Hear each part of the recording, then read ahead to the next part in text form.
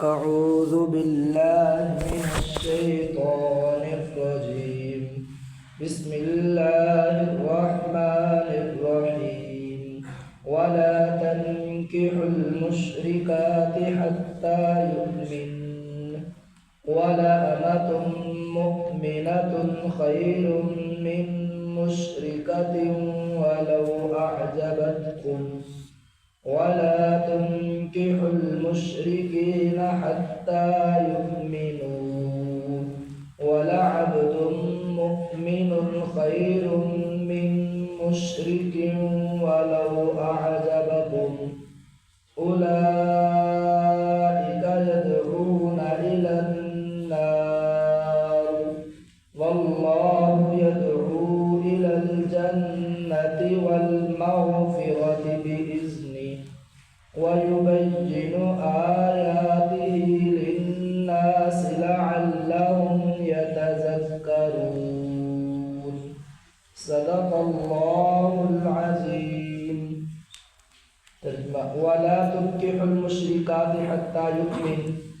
اور تم نہ نکاح کرو مشرکہ عورت سے یہاں تک کہ وہ ایمان لے آئے. وَلَأَمَةٌ مُؤْمِنَةٌ خَيْرٌ مِّن مُشْرِكَةٍ وَلَوْ أَعْجَبَتْكُمْ، اور ایک مومنہ باندی بہتر ہے مشرکہ عورت سے اگر تمہیں وہ اچھی لگے. وَلَا تُنكِحُوا الْمُشْرِكِينَ حَتَّى يُؤْمِنُوا، اور نہ تم نکاح کرو اپنی عورتوں کا مشرک مردوں سے یہاں تک کہ وہ ایمان لے آئے. وَلَعَبْدٌ مُؤْمِنٌ خَيْرٌ مِّن مُشْرِكٍ وَلَوْ أَعْجَبَكُمْ، اور ایک غلام مومن مرد بہتر ہے مشرک مرد سے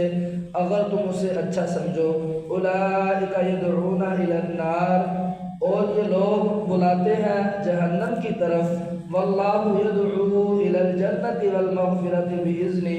اور اللہ تعالی بلاتے ہیں جنت کی طرف اور مغفرت کی طرف اپنے حکم سے.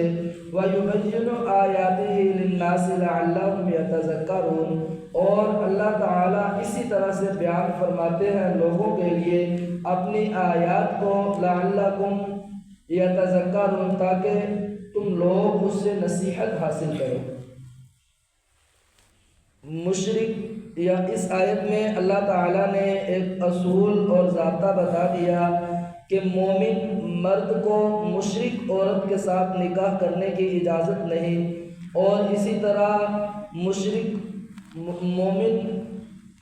عورت کو مشرک مرد کے ساتھ نکاح کرنے کی اجازت نہیں. ایک تو یہ اصول اور ضابطہ بتلایا، اور بعض مفسرین اکرام نے اس آیت کا شان نزول بھی لکھا ہے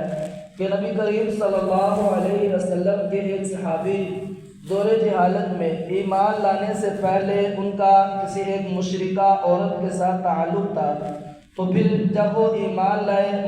مسلمان ہوئے تو انہوں نے اس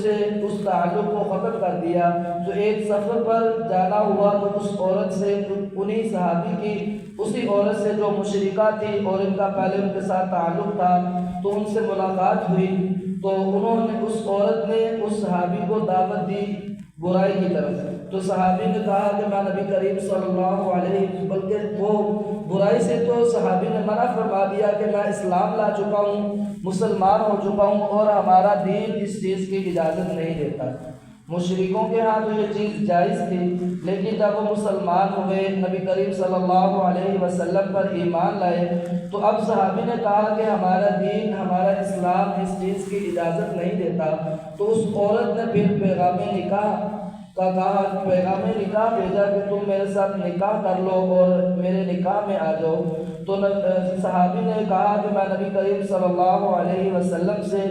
اجازت لوں گا، نبی کریم صلی اللہ علیہ وسلم سے پوچھوں گا. اگر آپ صلی اللہ علیہ وسلم نے، کیونکہ تم مشرکہ ہو، مشرک عورت کے ساتھ مجھے نکاح کرنے کی اجازت دی تو تب میں تم سے نکاح کروں گا، ورنہ نہیں. تو وہ صحابی نبی کریم صلی اللہ علیہ وسلم کی خدمت میں حاضر ہوئے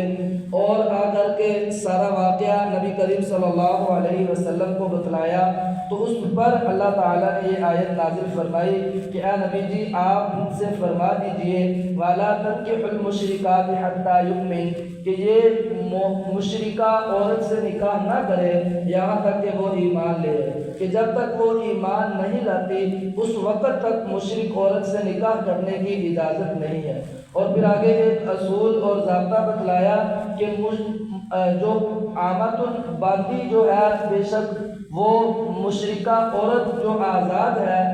اس سے وہ مومن ایمان رکھنے والی باندی بہتر ہے مشرکہ عورت سے۔ اور اسی طرح پھر مرد کے بارے میں مرد کو حکم دیا کہ تم بھی اپنی عورتوں کا مشرک مردوں سے نکاح نہ کراؤ یہاں تک کہ وہ ایمان لے آئے، اور جو غلام مومن غلام مرد ہے وہ آزاد مشرک سے بہتر ہے۔ بے شک تمہیں وہ اچھا لگے جو غلام مشرک مرد وہ بے شک تمہیں اچھا لگ رہا ہے، لیکن حقیقت یہ ہے کہ مومن غلام جو ہے وہ مشرک مرد سے بہتر ہے۔ اور آگے اللہ تعالیٰ نے یہ بھی بتلا دیا کہ کیوں اللہ تعالیٰ نے یہ منع فرمایا کہ مشرک جو عورت سے مرد نکاح نہ کرے اور مشرک مرد سے عورت نکاح نہ کرے، اس کی آگے اللہ تعالیٰ نے وجہ بھی بتلا دی اولئک یدعون الی النار کہ یہ لوگ بلاتے ہیں جہنم کی طرف، کہ جو مشرک ہے وہ اپنا عقیدے کی دعوت دیتے ہیں اور لوگوں کو اپنے عقیدے میں اپنے دین میں شامل کر کے ان کو جہنم کی طرف لے کر کے جاتے ہیں۔ اور اللہ تعالیٰ کی ذات واللہ یدعو الی الجنۃ،